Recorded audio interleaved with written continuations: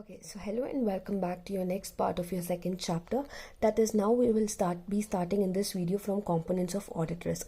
Now let's look into what are the basic components that are required in terms of audit risk. Okay, there is a model for audit risk. That is, it says audit risk is equal to inherent risk. Okay, inherent risk into control risk into detection risk multiplied, you will get your audit risk. Okay, so audit risk comprises of your inherent risk, control risk and detection risk. Now, what is audit risk? Audit risk is basically the risk which can be considered as the product of various risks which may be encountered in the performance of audit. Okay, basically this risk will be arising when you are carrying out your auditing.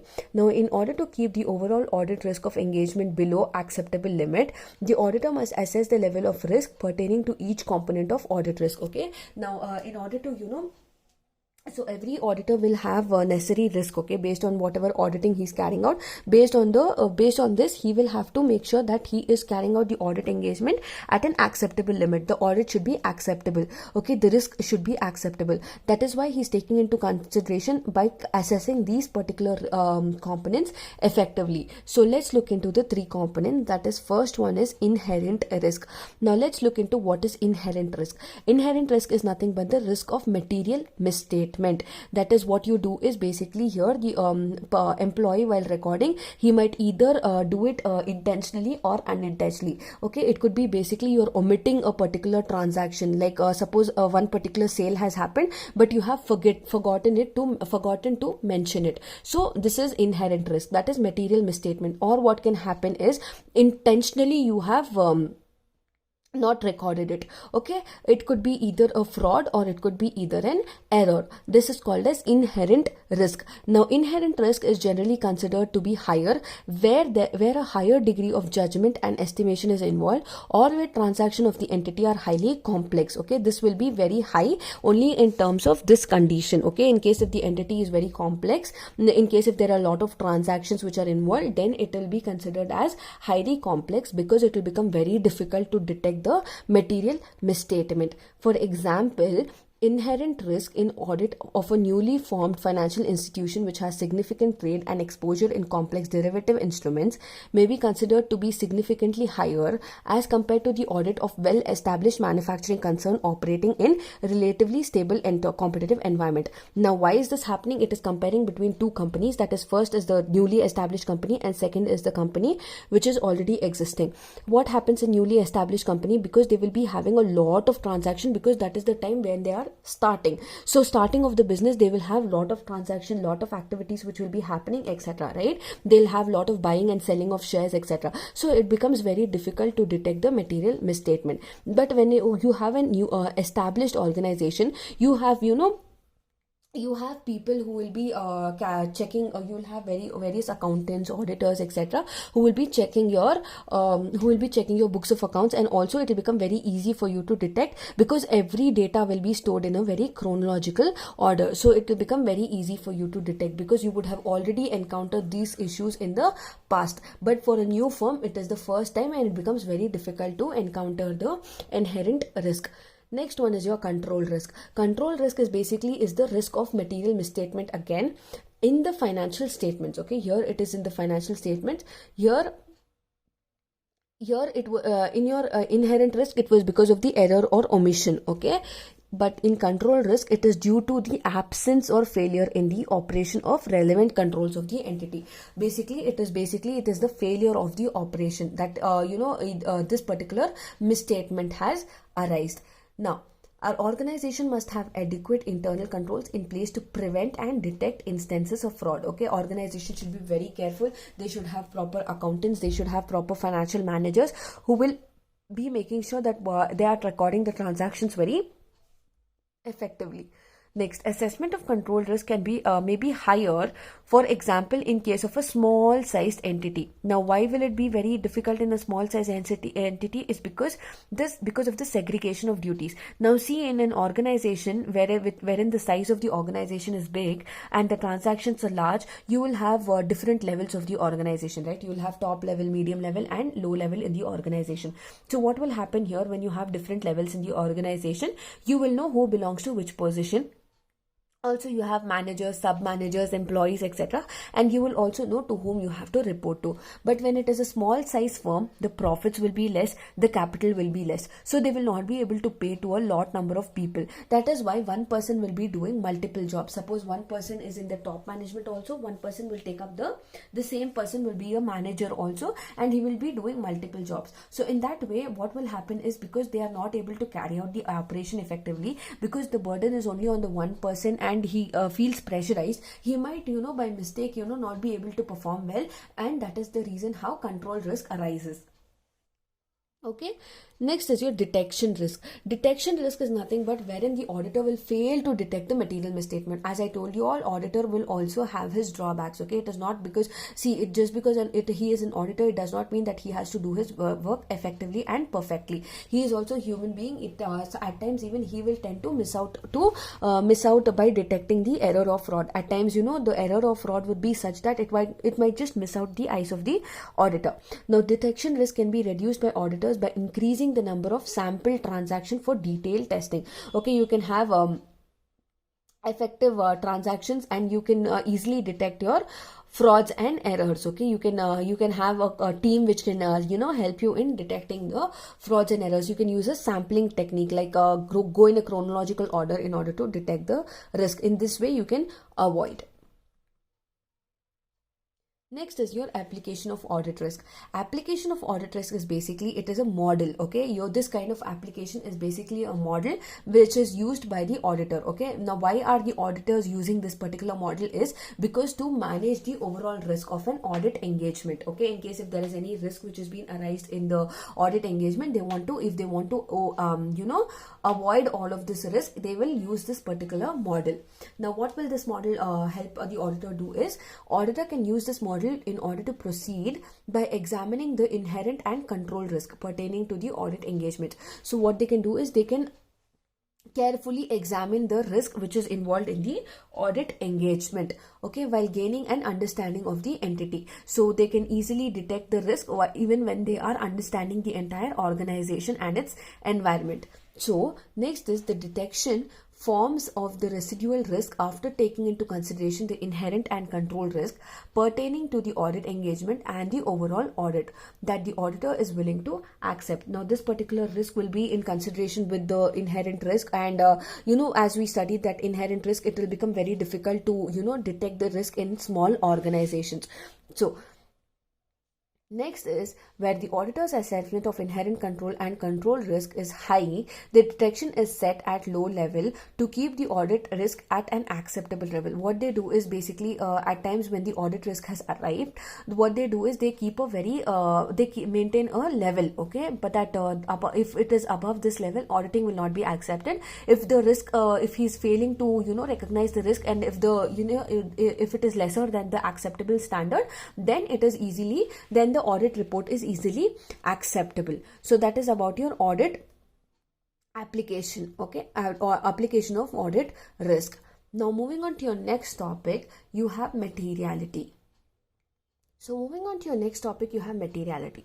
Now what is materiality? Materiality is nothing but it is a concept of auditing. Okay, why is materiality so important is basically it takes into consideration the amount of transaction, the discrepancies involved. Okay, basically the main objective of auditing is basically you're taking into consideration your financial statements. Now why is the auditor taking into consideration the financial statements? Because only when the auditor takes into consideration the financial statements, he will be able to check whether the financial statements are true or false. Only on basis of whatever information he's getting on the regarding the financial statements, he will be able to carry out the auditing, and he will be able to prepare a material report, right? He will be able to prepare a report. Now he will be also able to express an opinion whether these financial statements are prepared in all material aspects. Now what is material aspects? Material respect means confirming with all the rules and regulations, confirming with all the identified financial reporting framework such as generally accepted accounting principle. That is, all the financial statements have to be prepared according to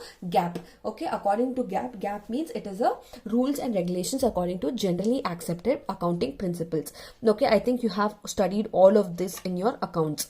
Now Also, you need to why are you doing this is basically to enhance the degree of confidence to the intended users. That is, you are preparing all the financial statements according to the rules and regulations of GAAP, because you are creating confidence in the minds of the users that whatever financial reports you are preparing is with all material respects and you have followed all the rules and regulations. It is basically to express your degree of opinion whether the financial statements are prepared in respect of all the rules and regulations. Okay, next is the concept of materiality is applied both by auditor and both in is applied by the auditor in planning as well as while performing the audit. Okay, he needs to plan the audit considering all the rules and regulations, and also perform the audit taking into consideration all the rules and regulations. Again, while he is evaluating the auditing, he needs to check if there is any misstatements, if there any fraud, or if he has by mistake failed to recognize any errors or anything. He needs to take into consideration all of this and he needs to rectify the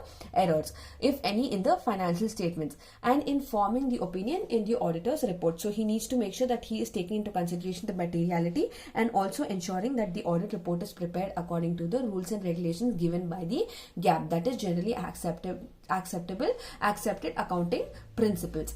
Now, also while you're planning your materiality, you need to make sure that you are setting prior to commencement of detailed testing, that you need to have detailed testing, like whatever you're planning, you need to first test it, whether your plan will be successful or whether you will be able to carry out this particular plan effectively or not. That is the reason why you have to test your planning. Okay, testing of planning, that is detailed testing, that is requires materiality to be revised as the audit progress. Okay, that is the onset of audit.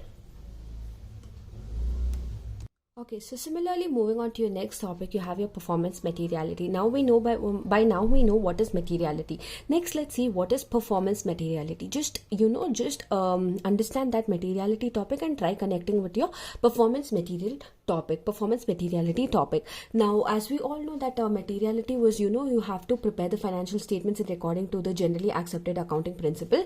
Here in performance materiality, audit and assurance services policy will be defines performance materiality as the amount or the amounts determined by the auditor based on the assessed level of risk at the financial statement level, which is less than materiality for financial statements. Okay, for financial statements as whole.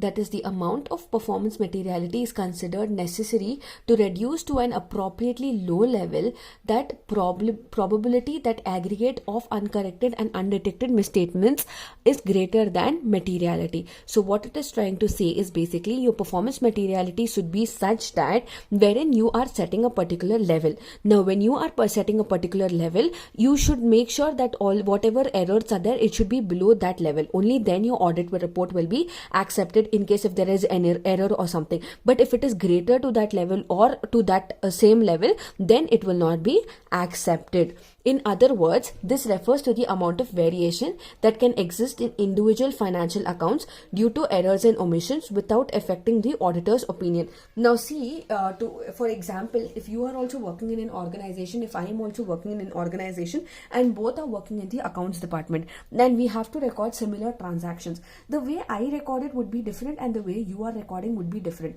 At times by mistake I might tend to omit one transaction, but you would have recorded that transaction, right? So it basically is taking into consideration the variation that is existing. That is, how am I recording and how is the other person recording? How can there be individual differences? How can you rectify these differences, and how you can omit these differences, and how you should not let these affect the auditor's opinion, okay, regarding the financial statements. Now, performance materiality does not have to be set for all individual accounts. This can be done for selected set of accounts for a particular class of accounts. Okay, it should not, basically whatever account you're preparing, it should not be set for all the accounts. Okay, it can be set only for a particular group of accounts, like you have your capital account, you have your revenue account, etc. It depends on the organization on which they want to set it. Now, for example, ABC Limited is a retail organization that makes a lot of credit purchases and holds large amount of inventory. Since inventory and creditors amount to significant portion of their business, ABC Limited maintains performance materiality of 2% of inventory and creditors account. So what they're doing, they're maintaining two accounts, that is one is inventory accounts and one is creditors account. Why? Because they are making sure that they're purchasing a lot of inventory and they have a lot of credit purchases. That is why they have two different accounts, because they do not want to mix everything in one account. Now moving on to your next topic, you have difference between materiality and performance materiality. This particular difference will give you a clear picture of what is materiality and what is performance materiality. Now meaning, we all know what is difference between materiality and performance materiality. So let's look into the basis. Your first basis is your meaning. So meaning, materiality refers to the state where financial information has the ability to affect economic decisions, right? So it has the ability to affect the economic decisions, wherein you will not be able to identify the revenue, identify your profits, etc. of users, or discharge of accountability by management of those charged with governance if some information is misstatement, omitted, or not disclosed. So it has the ability to affect the decisions. This is materiality.